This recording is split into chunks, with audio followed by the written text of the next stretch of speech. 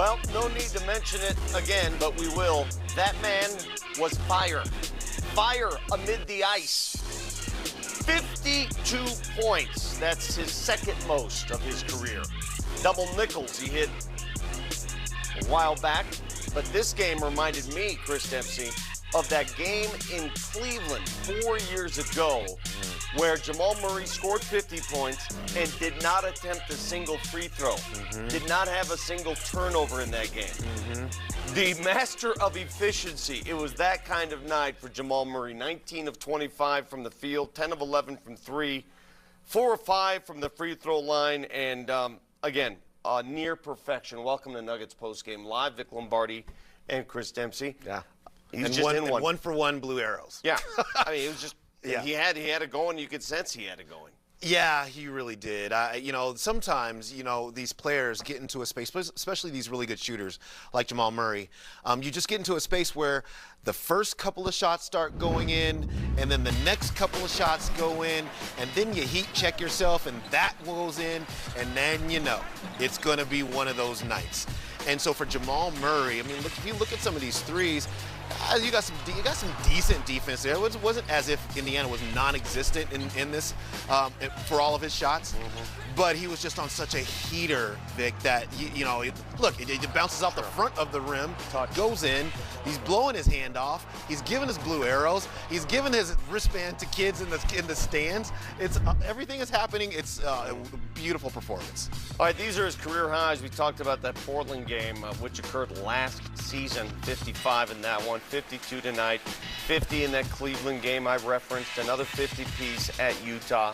I mean, he's been there and done that. 4 total 50 balls in his career. He had 23 in the first half, 29 in the second. But I want to know this. So you're saying he got better in the second half? Yes, he got better. Okay. He didn't play in the fourth quarter against Dallas the other night. He had to leave the game. Yep. He was listed as questionable.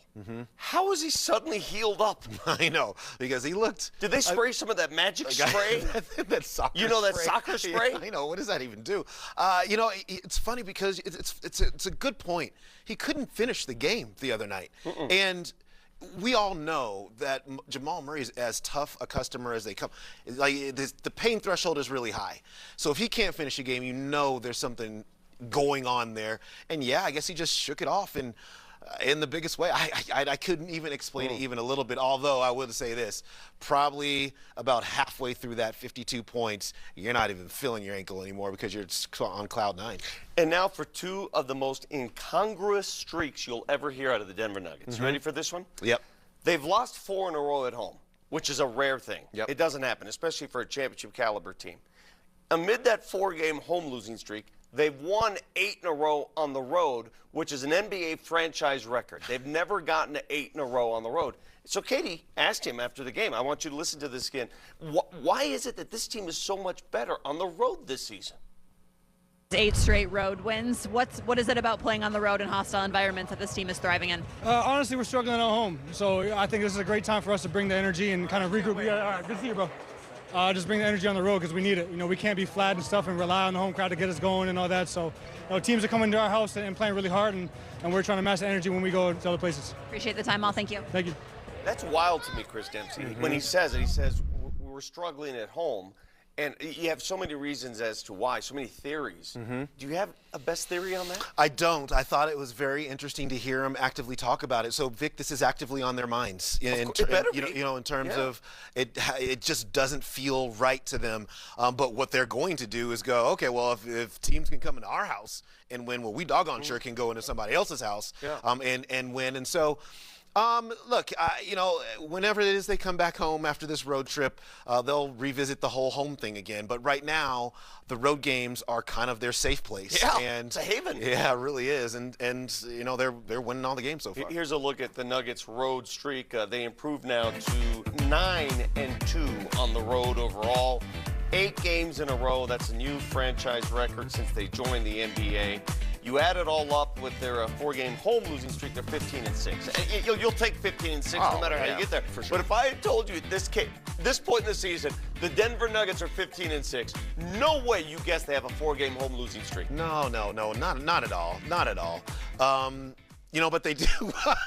I don't know what to say. They do, and look, the good thing for them is that they can come on the road and get these victories when they can start to get some of their Which is harder. They're doing the harder thing. Yeah. I mean, this was a good team to play. Let's just be honest. Yes. I mean, like the Indiana Pacers are falling upon hard times. So if you gotta bounce back from your fourth consecutive loss at home, it's nice to show up in Indianapolis to be able to do that.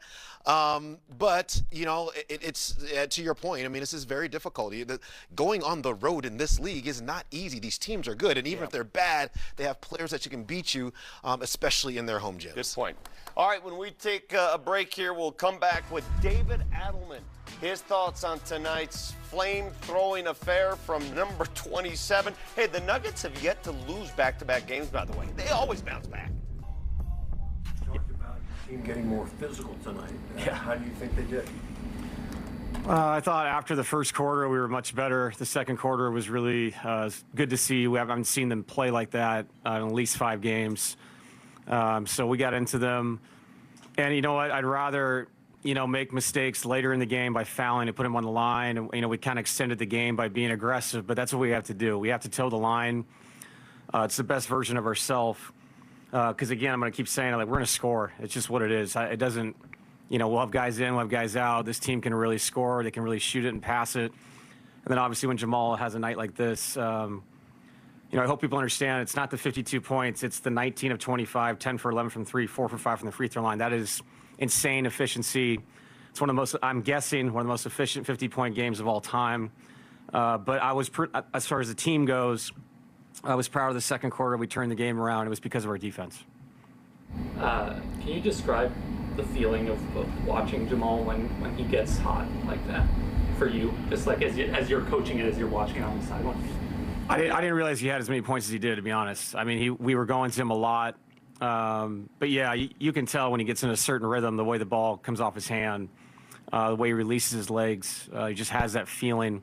I can remember years back, I believe it was during COVID, but at Cleveland, a very similar 50-point game with no free throws, which I don't think I'd ever seen that before in my life. So there are nights where he can be really special shooting the ball. He's always special offensively, but just the rhythm he had tonight and the flow. He's one of those guys that when you see it, and the other thing with Jamal is he can do it in the playoffs too, and he's proven he can. So these are special 50-point nights for him, but more importantly, a good night for our team. You called him earlier this season one of the best players of his generation. I think that's a label that people from the outside probably don't associate with him just because of the lack of accolades. Is it the playoffs that what makes you feel that he's sort of in that air? Who decides who gets what accolades is what I'd say to that. All I know is he's got a ring at his house. He's got a triple-double in the finals. He's got multiple 50-point games in the playoffs. The amount of games of a team he's on, how many games we've won over this decade. And obviously Yoke's been there too, but that's been the standards, those two guys, over and over and over every year. And up to this point this season, I would say his level of play has been very, very above average. 8 straight road wins. What do you think has led to success on the road? Because we keep losing at home.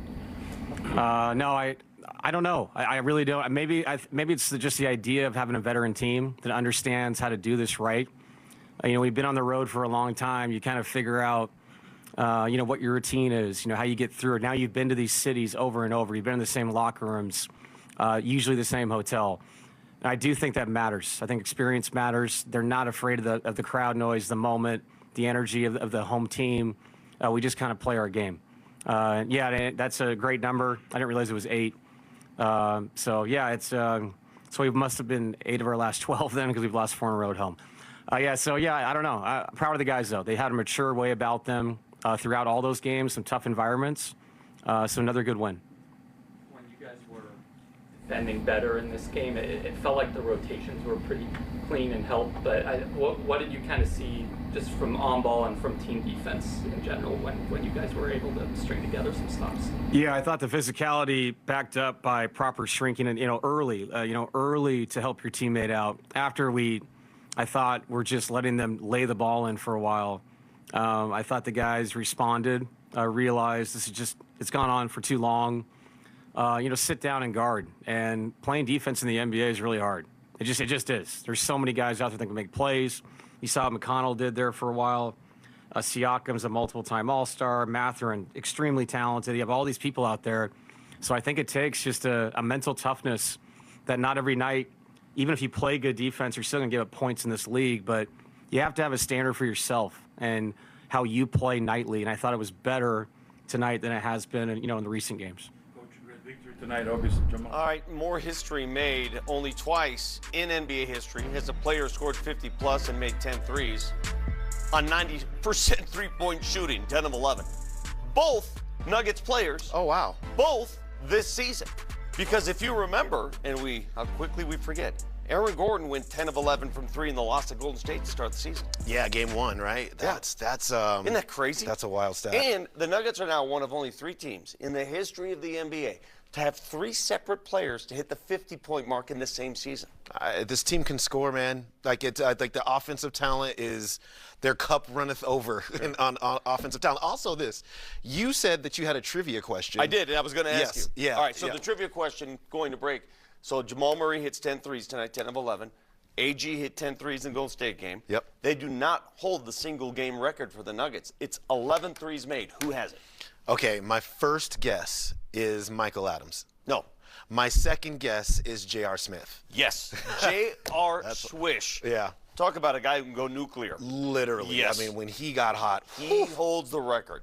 Plenty more in store when we come back on Nuggets Post-Game Live. So much more to talk about. I thought that post-game press conference, Adelman was superb. Fantastic. Gave you all you need to know. Nuggets win by 15.